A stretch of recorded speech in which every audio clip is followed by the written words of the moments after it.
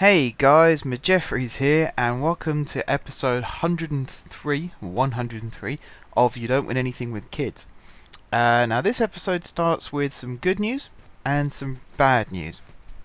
I'm going to start with the bad news, I think. If I go on here, this, Bobo, Julio Santos Bobo da Silva. I offered him a new contract. It looked very much like he was going to sign it. And at the last minute, Montpellier came in with an offer, and he has unfortunately accepted Montpellier's offer, which means that he will be leaving us on a free transfer at the end of the season. I was shocked when I saw this happening. I'm sure you guys are shocked at this as well, because I didn't even know that his contract was expiring. The next thing I knew, they'd offered him a deal, well, no, that's not true. I saw that his deal was expiring. I offered him a deal. It was only when Montpellier came in that I started to panic, and then a couple of other teams came in, and I got really panicked, so I offered him another new deal, making him one of our highest earners, and he still rejected it to go to Montpellier. So I'm not really sure what they're offering him that we can't. Maybe it's the whole top league of football, that sort of thing. But yeah, he is leaving at the end of the season. The good news is this. The Jeffries Arena at Gosling Sports Village expansion completed. So we've got an extra 2,000 seats, I assume, or we can hold 2,000 more supporters. And we're moving back to our home ground with immediate effect. And there is a match at the end of this, don't worry. We have Forest Green at home in League 2. And that is coming up now. So, what this means is, this episode should be our first match back at home, and it looks like it is. So we have a bit of an issue here with the whole international duty again, so we're going to have King in goal. We're going to have let's put Yanaris at right back. I don't know, let's put Warnock at left back. We'll come back to this bit. We'll have Stevens at right centre back. We'll have Partridge at left centre back. So that means I can put Hutchinson at right back. There we go. Okay, midfield. We'll have Mantum on the right. We will have Forster Kaski on the left. We will have Emmanuel Thomas in the cam role. We will put let's put Morrison up front. And then we will have... Has Beckhold been called up? No, he hasn't. That's a strange one for me. We'll put Beckhold on the left anyway, and we will put let's put Bobo hasn't been called up. Okay, let's put Bobo on the right, because he's not got many games left with us. So let's give him a good send-off. And on the bench we will have Ben. We will have Robinson. We will have Yanaris, because we can't have Klopmas because he's on international duty. We will have Saville. We will have McConnor. Lots of midfielders on our bench at the moment, but they also play in different positions, so it makes sense. We'll have Marshall. And we will have Wilson.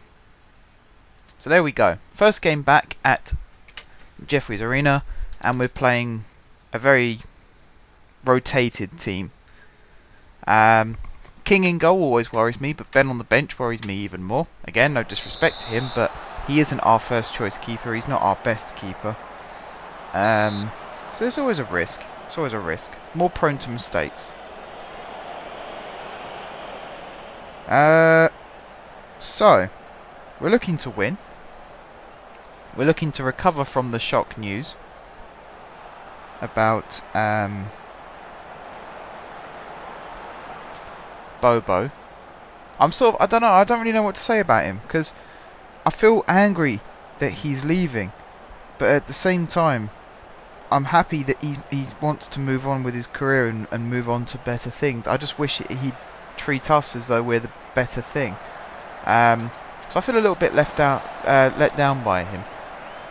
I think that's the best way of saying it. I feel like he could have offered more. So it's a shame, but there's not a lot I can do about it right this second, is there? I offered him a deal, he chose not to accept it, so off he goes. What we've got to focus on now is winning these matches and perhaps winning the league and then strengthening our team next season. There's also the possibility of maybe bringing Shane Frederick back if his team are willing to sell and if he's willing to join. And then there's the whole work permit issue, which actually stopped him joining us when he initially left. That could also stop Bobo coming back if I try and sign him again in the future, although I'd like to think that he spent enough time over here for it not to be an issue. And of course, if he's now going to be living in France, he should qualify for a work permit that way, because he's still in Europe. That's the possibilities, and I hope that works out, because I would like to bring these players back one day for like a reunion thing, because they're definitely good enough to play for us, even up in the Premiership. It's just whether they want to join us and whether we can afford them. That's the only concern and the only issue. Yeah, I'd like for that to be possible. I'd like for that to happen. Right, Forest Green. You remember them from last season or the season before? Our old nemesis. It was a battle to the wire with Forest Green and Kidderminster. Have I got that right? I think I got that right. Yeah, must have got that right. Basically, they're our enemies. We've had run-ins with them in the past. I've certainly had run-ins with them in the past. They used to be our bogey team. And in fact, I think they beat us 4-0 last time we played them. Or the time before when we played them. So, this time round, I want to make sure that we win, not them. However, like I said in the build-up to this, we've got a fringe team out there. So, we need to perform at our bestest. So yeah, we'll see how we get on. Bobo with the ball here at the moment, running down the wing. Bit of a speculative field ball there. Beckhold has to run a long way back to get onto that, and then he almost lost it. Did well to win it back. He finds Warnock, who's not our best left back by any stretch. He does pick out Emmanuel Thomas though, who finds the run of Morrison. And that's a poor shot from Morrison. Looking at the stadium, apart from the fence coming through the wall, well, the floor of the stadium, which doesn't look very good, the rest of the stadium actually looks okay. I quite like the look of it. I like the seats as well, the nice blue seats behind the dugouts. Because there's been times in the past where the seats started off blue, because it's the same colour as the team's kit, and then as you expand it, the seats turn black. I guess they just went to a generic colour. Oh, 1-0. Steve Morrison with the goal there, 1-0. Good play there from Beckhold. It was on the right hand side there. He just cut in and delivered a good cross. Again on the opposite wing to where he normally should be. But I haven't got any complaints with that in this instance, because he did set up a good goal there. It's just yeah, it's a shame we don't do that more often, is what I was going to say there. So I'm just looking, 4 shots, only 1 on target. They've had 3 and 1. That's 4 and 1 now. So we've had the same number of shots and the same number on target.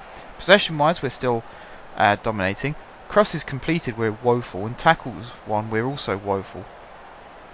Forest Green are definitely winning on those 2 stats. And they're not too far behind on passes completed and headers won either. So we definitely need to shape up for this.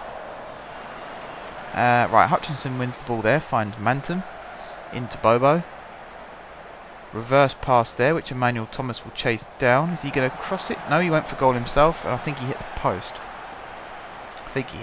There. So yeah, we're just going to see this one out till half time at 1-0 by the looks of it. Which is a shame, because I just don't like the way we seem to roll over in these halves at the moment. I want us to be more dominant. So, it is half time. We are 1-0 up. Let's go into the second half and see if we can push on.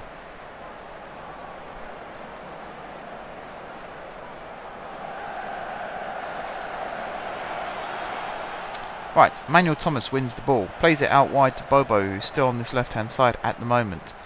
Good ball from him there to Emmanuel Thomas. Good cross from Emmanuel Thomas to Morrison. Corner kick. Well forced there.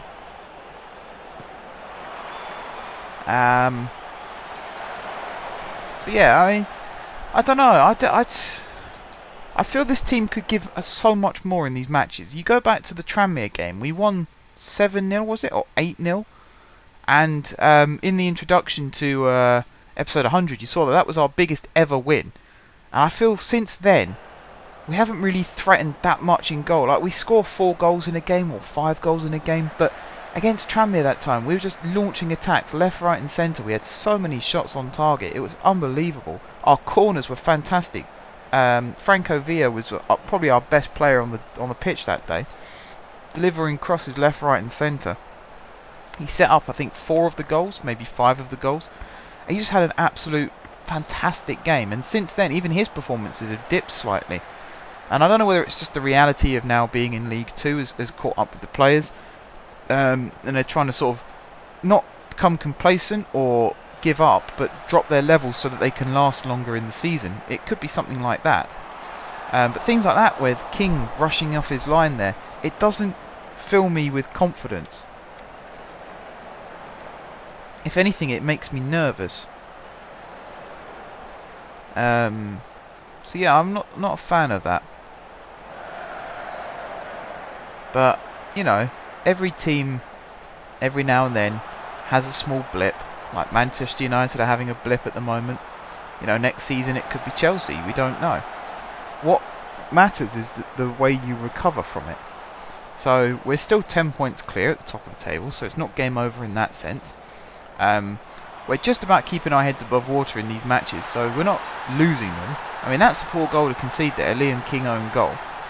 But, you know, there's nothing to stop us going down the other end and scoring a scrappy goal for us. So, again, it's annoying that we haven't kept a clean sheet, and it's even more annoying that the keeper that I always have doubts about is the one responsible, because I genuinely do want him to be our best player.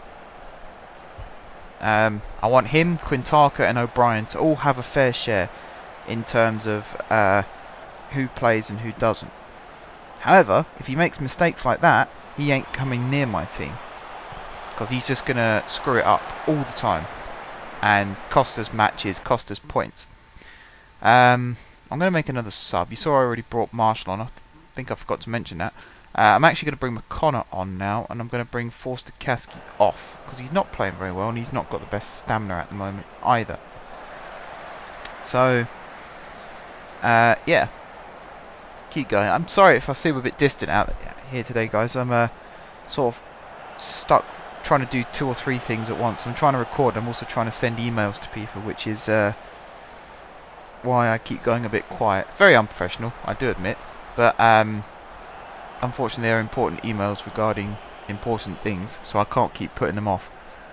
Alright, Morrison is not going to be able to chase that one down. It's easy for their keeper. Emmanuel Thomas with a little dinked ball out to Beckhold.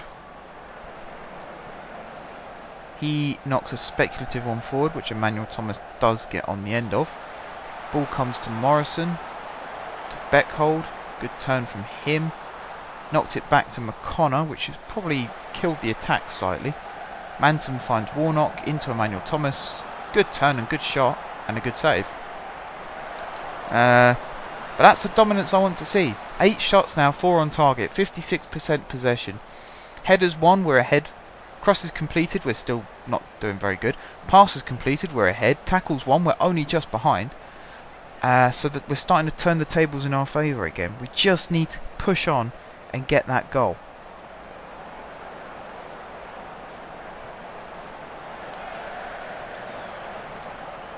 Just need to make that decisive run, that incisive pass, and just create the chance. All it takes now is one chance. We're in the 87th minute. Good cross there from Beckhold to Emmanuel Thomas, and there it is. That is the chance. That is the chance. And that's 2-1. And yeah, I'm happy with that.